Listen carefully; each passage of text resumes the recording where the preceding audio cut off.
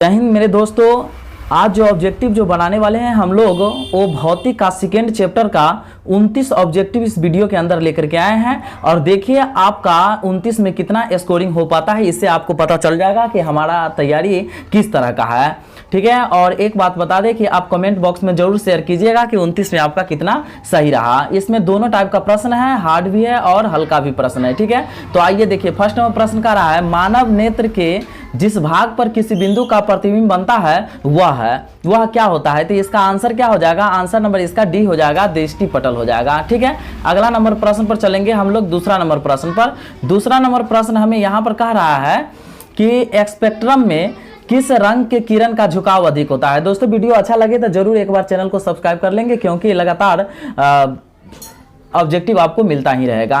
तो क्या कहा, स्पेक्ट्रम में किस रंग के किरण का झुकाव अधिक होता है, तो बैगनी रंग का होता है। इसका आंसर क्या हो जाएगा, आंसर नंबर इसका डी हो जाएगा।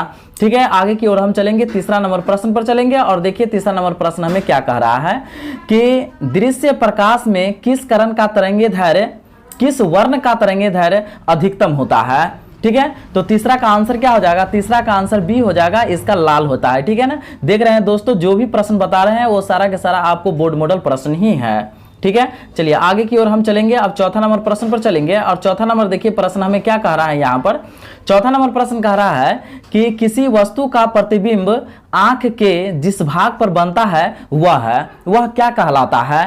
तो इसका आंसर दोस्तों बी नंबर हो जाएगा, रेटिना कहलाता है। ठीक है, फिर आगे की ओर हम चलेंगे, पांचवा नंबर प्रश्न पर चलेंगे और देखिए पांचवा नंबर प्रश्न हमें यहां पर क्या कह रहा है।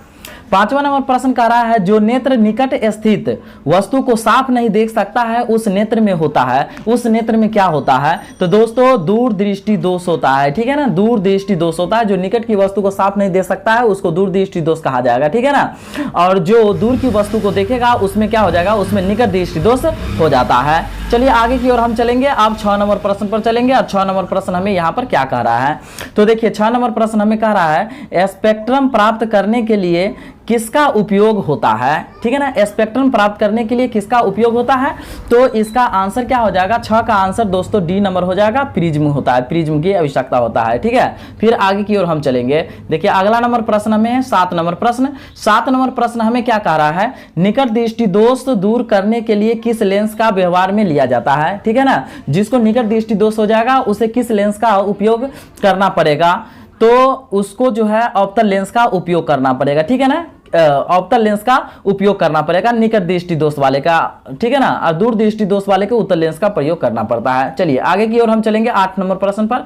8 नंबर प्रश्न हमें कह रहा है यहाँ पर कि मानव नेत्र में किस प्रकार का लेंस पाया जाता है। मानव नेत्र में किस प्रकार का लेंस पाया जाता है। तो दोस्तों 8 का जो आंसर हो जाएगा ए नंबर हो जाएगा, उत्तल इसका आंसर हो जाएगा। ठीक है, चलिए आगे की ओर हम चलते हैं, 9 नंबर प्रश्न पर चलते हैं और देखिए 9 नंबर प्रश्न हमें यहाँ पर क्या कह रहा है। 9 नंबर प्रश्न जो हमें कह रहा है, पुतली के साइज को कौन नियंत्रित करता है। पुतली के साइज को कौन नियंत्रित करता है। तो 9 का आंसर क्या हो जाएगा, बी नंबर हो जाएगा, परितारिका इसका आंसर हो जाएगा। चलिए आगे की ओर हम चलेंगे, 10 नंबर प्रश्न पर चलेंगे और 10 नंबर प्रश्न हमें क्या कह रहा है, किस दृष्टि दोष को अवतल तथा उत्तल लेंस से बने द्विफोकस लेंस द्विसंशोधन किया जाता है। तो 10 का आंसर क्या हो जाएगा, 10 का आंसर नंबर सी हो जाएगा, जरा दूर दृष्टि दोष इसका आंसर हो जाएगा।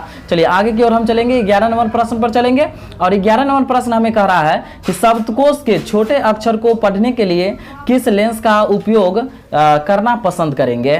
ठीक है ना, तो 11 का आंसर क्या होगा, 11 का आंसर सी नंबर हो जाएगा, 5 सेंटीमीटर फोकस दूरी का उत्तल लेंस।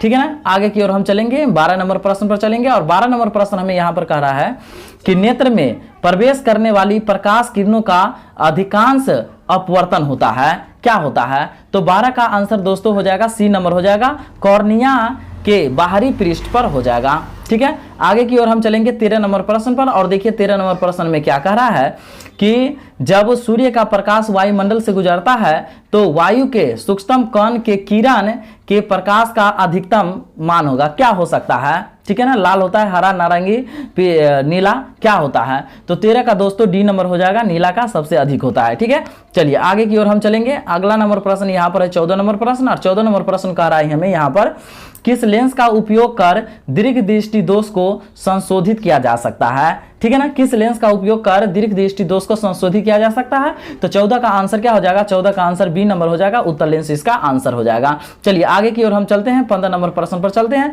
और 15 नंबर प्रश्न हमें कह रहा है कि सामान्य नेत्र के लिए दूरबिंदु है, सामान्य नेत्र के लिए दूरबिंदु कितना हो सकता है, तो 15 का आंसर क्या हो जाएगा, 15 का आंसर डी नंबर हो जाएगा, अनंत हो जाता है सामान्य के लिए। ठीक है ना, और कम से कम जो है 25 सेंटीमीटर पर कोई भी आदमी जो है कोई भी किसी भी वस्तु को देख सकता है। ठीक है ना, चलिए आगे की ओर हम चलेंगे, 16 नंबर प्रश्न पर चलेंगे, और 16 नंबर प्रश्न हमें कह रहा है कि वायुमंडल में प्रकाश का कौन सा रंग अधिक प्रकीर्णन करता है, तो 16 का आंसर क्या हो जाएगा, 16 का आंसर बी नंबर हो जाएगा, इसका आंसर नीला हो जाएगा। ठीक है, आगे की ओर हम चलेंगे, 17 नंबर प्रश्न पर चलेंगे, और देखिए 17 नंबर प्रश्न क्या कह रहा है कि निम्नलिखित में से कौन नेत्र का रंगीन भाग होता है, निम्नलिखित में से कौन नेत्र का रंगीन भाग होता है, तो 17 का सी नंबर हो जाएगा, परितारिका इसका आंसर हो जाएगा। चलिए आगे की ओर हम चलेंगे, 18 नंबर प्रश्न पर चलेंगे, और 18 नंबर प्रश्न हमें क्या कह रहा है कि प्रकाश की किस घटना के कारण सूर्य हमें वास्तविक सूर्य से लगभग 2 मिनट पूर्व दिखाई देता है, किस कारण हमको दिखाई देता है, तो 18 का दोस्तों आंसर हो जाएगा, बी नंबर हो जाएगा, वायुमंडलीय अपवर्तन के कारण हमको दिखाई देता रहता है।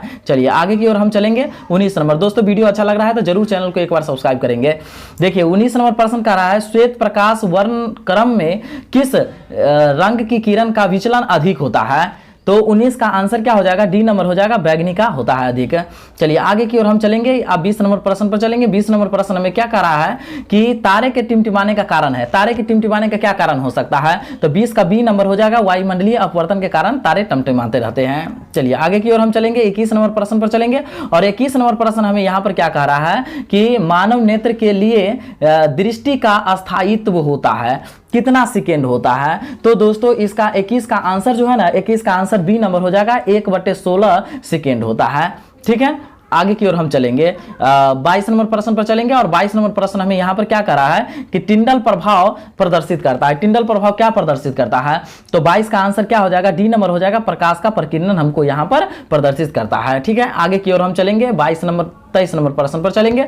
23 नंबर प्रश्न कह रहा है क्या कि प्रकाशिक माध्यम कितने प्रकार के होते हैं, प्रकाशिक माध्यम कितने प्रकार के होते हैं, तो 23 का आंसर क्या हो जाएगा, बी नंबर हो जाएगा, 2 प्रकार के होते हैं। चलिए आगे की ओर हम चलेंगे, बिना समय गंवाते हुए चैनल को जरूर एक बार सब्सक्राइब करते चलेंगे। दूरदृष्टि दोष में, दूरदृष्टि दोष में क्या होता है, तो दोस्तों इसका आंसर बी हो जाएगा, निकट की वस्तु का प्रतिबिंब रेटिना के पीछे बनता है। चलिए आगे की ओर हम चलेंगे, 25 नंबर प्रश्न पर चलेंगे, और 25 नंबर प्रश्न हमें क्या कह रहा है कि इंद्रधनुष निम्न परिघटना के कारण बनता है, किस घटना के कारण इंद्रधनुष बनता है, तो इसका आंसर हो जाएगा, सी नंबर हो जाएगा, ए और बी दोनों के कारण, प्रकाश का वर्ण विक्षेपण और प्रकाश का अपवर्तन, ये दोनों के कारण बनता रहता है। चलिए ठीक है, आगे की ओर हम चलेंगे, यहाँ पर 26 नंबर प्रश्न पर चलेंगे, और 26 नंबर प्रश्न हमें कह रहा है चंद्रमा तल से देखने पर आकाश प्रतीत होता है, चंद्रमा तल से प्रतीत कैसा होता है, तो 26 का आंसर हो जाएगा, डी काला प्रतीत होता है। ठीक है ना, चंद्रमा पर से कोई भी वस्तु जो आदमी जो है अगर आकाश को देखता है तो वो काला प्रतीत होता रहता है। चलिए आगे की ओर हम चलेंगे, यहाँ पर 27 नंबर प्रश्न पर चलेंगे कि धुंध में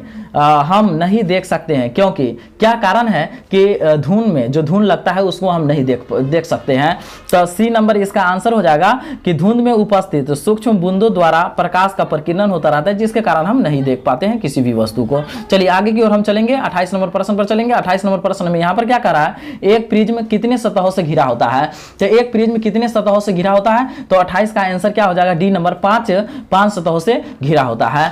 ठीक है, आगे की ओर हम चलेंगे, 29 नंबर प्रश्न पर चलेंगे, और 29 नंबर प्रश्न को यहाँ पर श्वेत प्रकाश में वर्ण विक्षेपण उत्पन्न करता है, श्वेत प्रकाश में वर्ण विक्षेपण क्या उत्पन्न करता है, तो इसका आंसर क्या हो जाएगा, डी नंबर, इसका आंसर प्रिज्म हो जाएगा।